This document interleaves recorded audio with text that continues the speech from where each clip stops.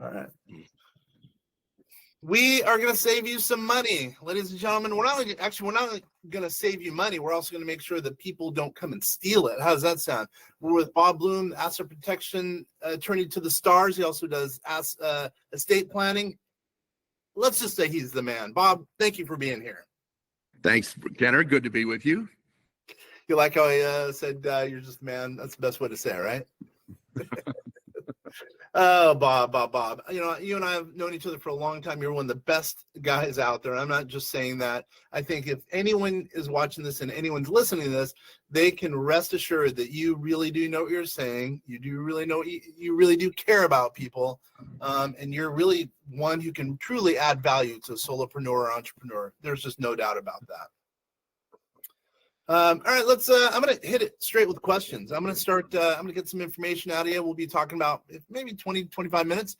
We're going to get some information out of you, and you're going to add some value to the audience who are mainly real estate investors. They're also, solopreneurs. They might have maybe an LLC. They might have an S Corp. They might have a little bit of an operational company, but more than anything, you're here to add some value to these people. Talk about yourself. Well, I'm an attorney. I happen to be based in Dallas, Texas, and I'm also the managing attorney for Asset Defense Team, which is a group of legal professionals who provide legal services to people. And as the name implies, we specialize in asset protection. And sometimes people wonder, well, what does that mean? What's asset protection? It's really an umbrella term for structuring people with limited partnerships, limited liability companies, corporations in various combinations, trusts in various combinations, so that assets are kept private, if you will, and out of sight from potential creditors, out of reach from potential creditors as well. It also involves estate planning to protect, once again, what are we trying to protect? For estate planning, we're trying to protect against probate and the expense of probate, the delays of probate, and also the lack of privacy in probate. So we also want to structure people in a way that they can take advantage of tax reduction. We are not tax people, we're not tax accountants, we're not tax lawyers, but we are able to structure people so that they then can have the right entities to be able to take advantage of the tax deductions that a professional like you would be able to introduce them to. So I advocate tax planning, tax reduction planning, which is exactly what you do, but that is a very important part of asset protection, which is why you and I affiliate with each other, because we don't offer that particular service, but it is an important piece of asset protection as well. It's been a great partnership working with you. And by the way, who am I? I'm Kenneth French with vastsolutionsgroup.com. We're here for you doing tax, finance, and artificial intelligence to lower tax liability for small business owners, usually solopreneurs. But, it's been a great partnership. I'm not just saying that. It really has been a great partnership. I trust you more than I trust pretty much any attorney out there. You know exactly what you're talking about. You really do take the client's benefit into heart when you're providing some suggestions. So what would you say is the number one hot topic right now for, let's say, a solopreneur or a real estate investor that has an LLC as an example? I know I'm going to put you on the spot. That's a tough one, but what's the one hot topic right now? Well, the hottest topic is the fact that there's a brand new law called the Corporate Transparency Act that everybody should be aware of, which means that, this act requires that anybody with an existing entity that was formed prior to January 1st of this year must file a report identifying who is, quote, the beneficial owner. And there's, of course, a definition of who that is. But the bottom line, just to make it simple, if you're the manager of an LLC, you're the beneficial owner. If you own at least 25% of an LLC, you're the beneficial owner. And you need to file this report by January 1st of 2025. And let's not cut it that close, get it in before January 1st. And the report is going to require your name, your date of birth, your social security number, an EIN for your entity, and a picture of your driver's license, so you can prove who you are, who you say you are. The purpose of this law, ostensibly, is for the federal government to be able to ferret out bad guys who want to hide behind anonymous shell companies like LLCs formed in various states, where it's not apparent who the owner is, and they want to make sure that money launderers, drug dealers, sex traffickers, and other bad guys are not using these entities for nefarious purposes. So that is the Corporate Transparency Act. One other point I want to raise while we're talking about this is if you've created an entity after January 1st, 2024, you have only 90 days in which to file these reports. Now, you may say, well, why don't I file a report? I don't want to. I don't like filing reports. Well, the problem is there's a penalty for non-compliance of $500 per day with no cap, and it could be extremely expensive. So everybody needs to be aware of this law, and you need to get your report filed. You can file it at www.fincen.gov/BOI if you want to file it yourself.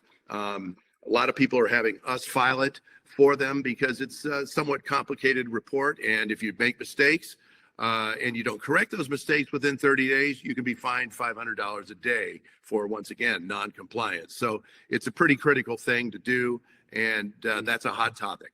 That is a hot topic. It's pretty incredible that people, there's a couple of CPAs, a couple of attorneys out there who are saying, you don't have to worry about that. It's our constitutional right not to worry about that. Well, there's one thing you got to remember. Yeah, sure, there's $500 a day and no cap, but then again, there's jail time. It hurts your business reputation. There's a lot to it. So I would say do it now versus down the road. By the way, both of our organizations do those, not for profit. There's not much profit there, but more it's almost just basically a value add. And I'm glad you do that, and we do that as well. Wait a minute. And you haven't gone over your background. I think your background's really interesting. I mean, there's a reason people are gravitating towards you for asset protection and estate planning. Go into your background a little bit, if you don't mind, Bob. Sure. I started out many years ago as a trial lawyer and was doing trial work, suing people, defending people in court, and defending corporations and suing on behalf of corporations. And did that for a number of years. And one particular case changed it all for me because I was defending a company that everybody would recognize, brand name company, who had done something wrong. They had fired some guys because of their age, and that's age discrimination, cannot do it. And they were suing to get their jobs back, or their back pay, or I should say back pay, pensions restored, all their economic benefits restored for this wrongful firing. And they had the facts and law on their side. We were in trial. It was going pretty badly for us. And then the plaintiff's lawyer made a serious mistake, and I capitalized on that mistake, and we won. Now, normally when you win a case, you've invested 2 or 3 years in this case. It's a huge victory and you're celebrating, but this was not a celebration because so often in trial work, it's one company suing another company. This time it was people who had sued. And, when I left the courtroom, I saw them huddled with their families, and their wives were weeping. These guys were devastated because they were never going to get another job at that pay level at their age. They were done financially. And, that hurt these families. And I realized, I was part of that hurt, and it was just wrong. It shouldn't have been that way. But look, I had to do my ethical duty, and that is defend your client, to the best of your ability. And it happened to be too good, and we won. So the problem was, for me, I just wasn't going to do that anymore. I didn't go into law for hurting people. I went into law for, truth, justice, and the American way, and it didn't turn out that way. So I just said, I don't want any part of this. And I completely switched sides and took all my courtroom experience and now use it to protect people from, frankly, lawyers like I used to be. So for a long, long time, many, many years, I've been an asset protection attorney, and it's so much more satisfying and fulfilling knowing that we're securing people's futures and protecting their families and their children from financial ruin.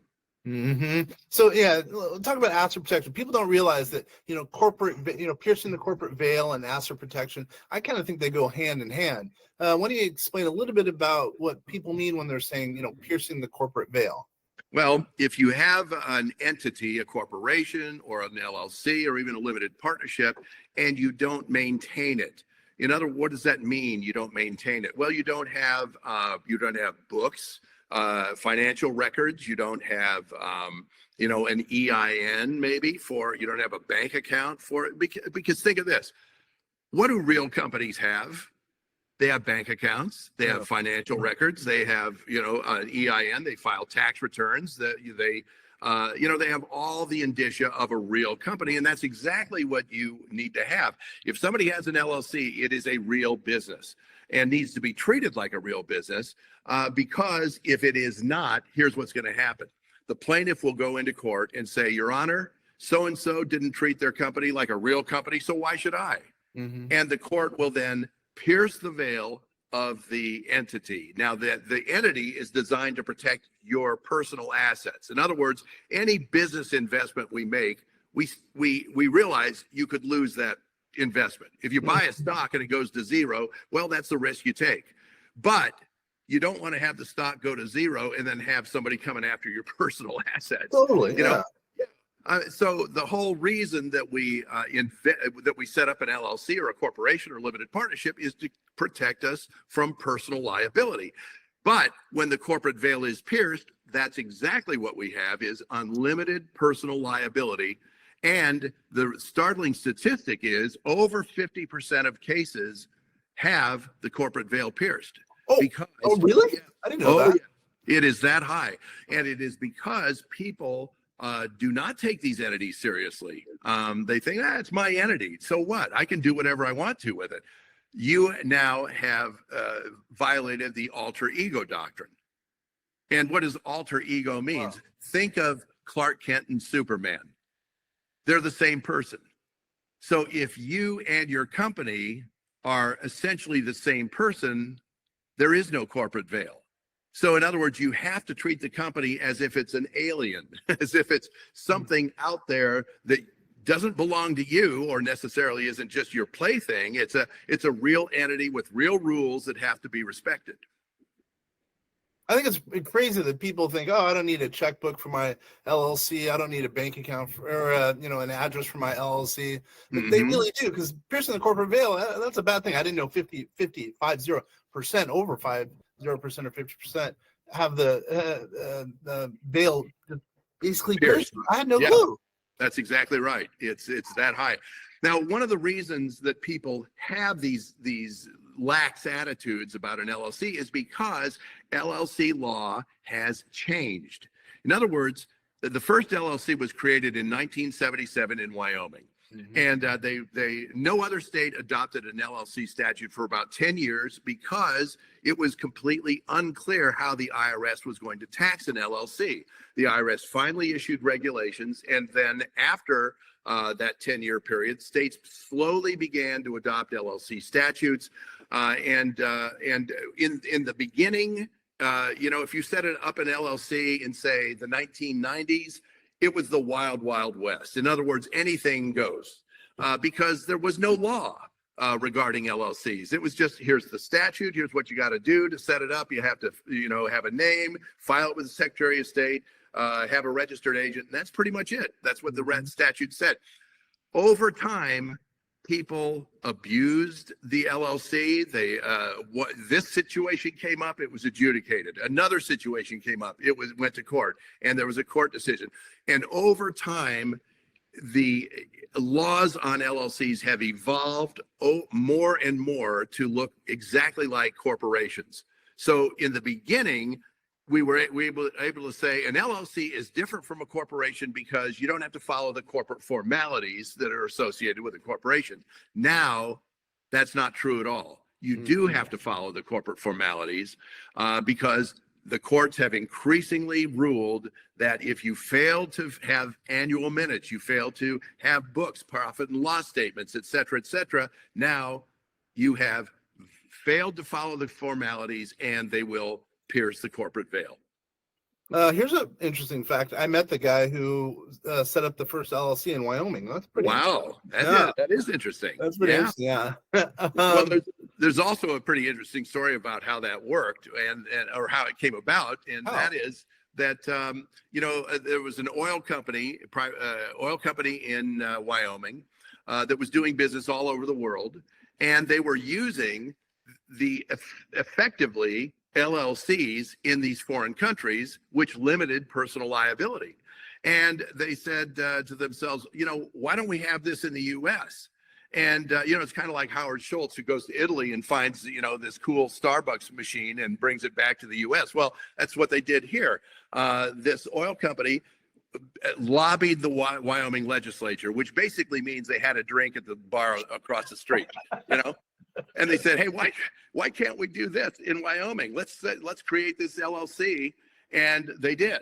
The Wyoming legislature passed it. And that is how the first LLC was created. I didn't know that. That's a good story. Yeah. And the way you tell is very good too. But speaking of, the way you tell a story, you're a very good presenter.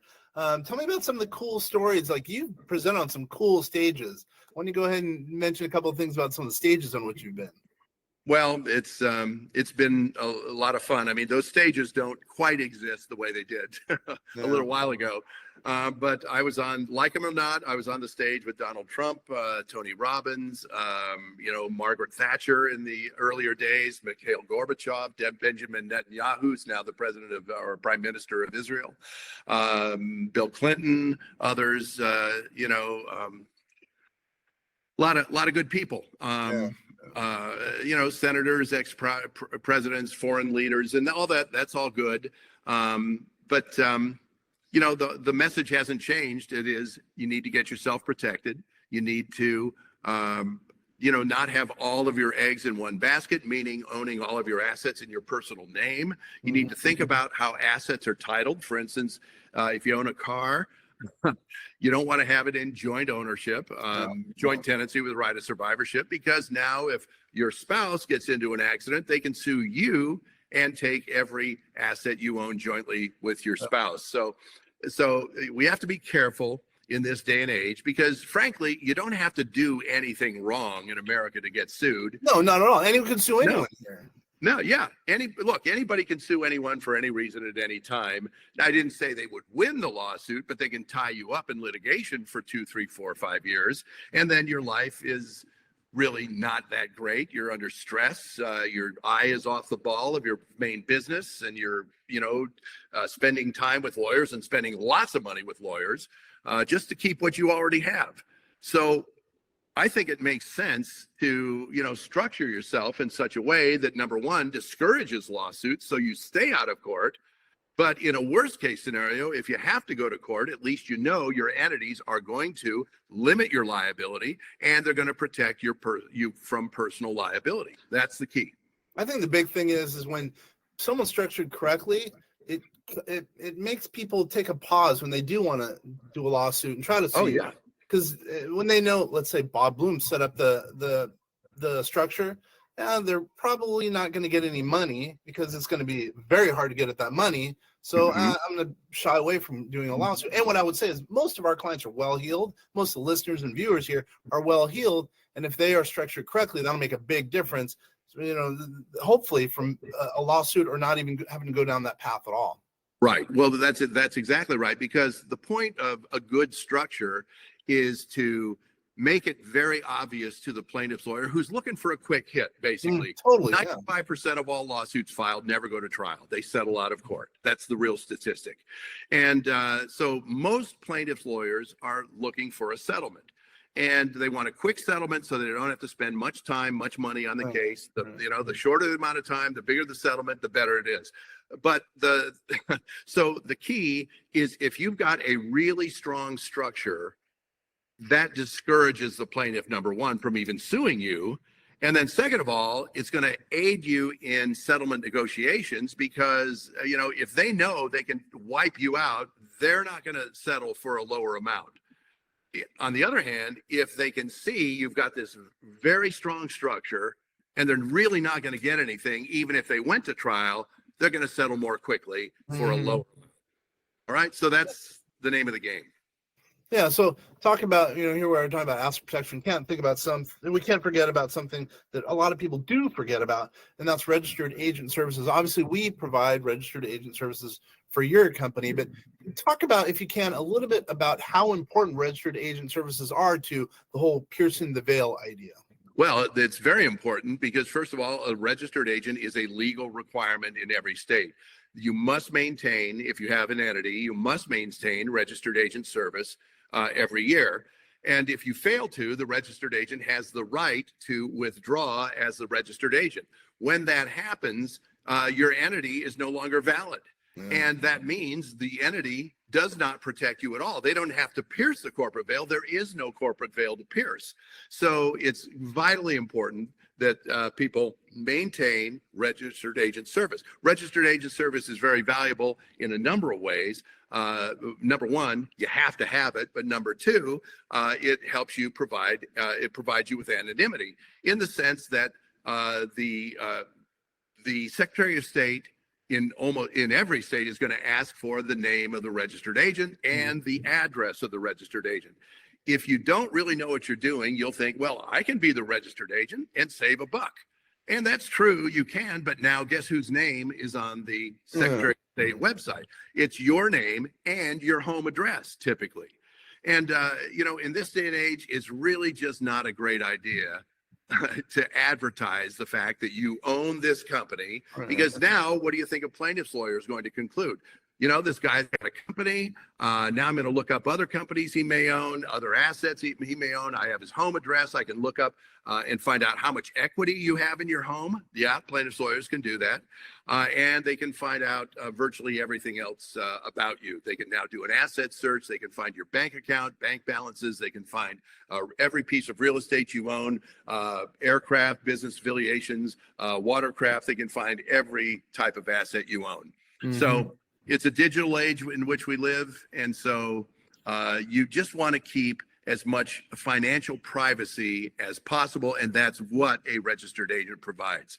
So it's a vitally important service, which is required, but it's also advisable, even if you're tempted to be your own registered agent. Bad idea. Yeah, most of our clients have entities in other states, and they don't have friends in other states that could help, in that regard. So they need a registered agent. But some people say, I don't need a registered agent. But everyone needs a registered agent. Yeah, absolutely. I mean, it's a legal requirement. You cannot have an entity accepted by the Secretary of State if you don't have a registered agent.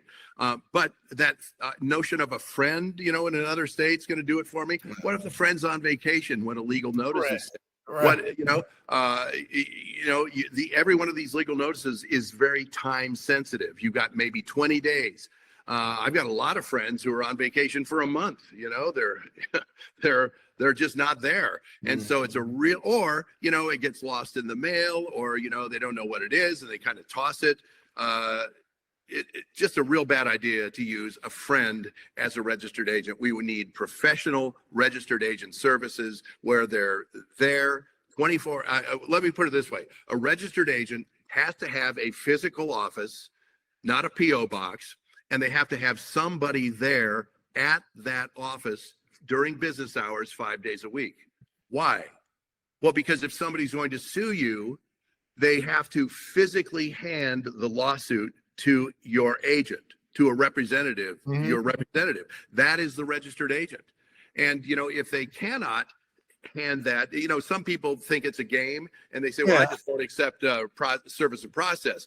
Then all they have to do is attempt 3 tries to hand it to you. If you've evaded them somehow, all they have to do now is file a little bitty, 1-inch notice in the newspaper that so-and-so has been sued. And if you fail to see that, which you will, you lose the case by default. Automatically. And that can automatically for millions. Yeah. Yes, automatically. It's a big deal. A registered agent is a very, very big deal. So it's got to be done. Yeah, valuable service. And for pennies on the dollar. So, okay, we've talked about, asset protection. What about estate planning? By the way, I have a referral for you. I just remembered that. They called me yesterday. But tell me a little bit about your estate planning services that you provide to people. We do estate planning, and estate planning typically at this point involves living trusts, which are revocable. And the reason is a living trust avoids probate. Estate taxes are no longer really an issue at the moment. The current law expires in 2025. And the exemption amount is $12.5 million per person, which means a married couple can have $25 million completely exempt from estate taxes. That is a very small percentage of Americans at this point that would be subject to estate tax. Only a few states have state inheritance taxes at this point. So if you live in one of those states, then you need to move out of that state before you die. Okay. And I'll give you an example. I grew up in Ohio, and Howard Metzenbaum was the senator in Ohio, who was a multimillionaire, owned parking lots all over Cleveland, et cetera, made his money. And when he retired from the Senate, and oh, by the way, and he never, ever voted to cut the estate tax. It was always, full on, let's have a high estate tax. Let's nail those rich people. And the minute he retired from the Senate, guess where he moved? Florida. No estate inheritance tax. Right. Yeah, I knew it. So these guys are hypocrites, Let's make sure you pay it, but I'm sure not going to. Yeah, right? yeah. Or maybe you like the sun. Who knows? But I hear you. Yeah. Right. So, there, to the extent that somebody really does have an estate worth more than $25 million, and I have several clients in that category, then we want to use various other trusts. We want to use an irrevocable life insurance trust, which we have set up for clients that you've referred me to. And that keeps the life insurance death benefit out of the estate, which prevents the estate from being, raised above the $25 million or $12.5 million limit. So irrevocable life insurance trust, not nearly as common as they once were when the estate tax exemption was $1 million, believe it or not, at one point. So it's these are very important tools, and then there are many more exotic tools, which we don't see a huge demand for, like charitable remainder trusts or CRUTs or other variations of the charitable trust. That's a possibility. There is another trust called an asset protection trust. It's a domestic asset protection trust, or a DAPT or DAPT. And that is a type of trust that does provide liability protection, whereas most trusts do not provide. Any revocable trust does not provide lawsuit protection. Irrevocable trusts do. But once again, the problem is they are irrevocable. And you want to be careful about putting assets you may need into an irrevocable trust. Yeah, you got to be very careful. If that goes south, Right. you're in trouble. Right. That's right. Yeah. So let's get ready to land this plane. So how does someone get a hold of you in case they're interested in your services?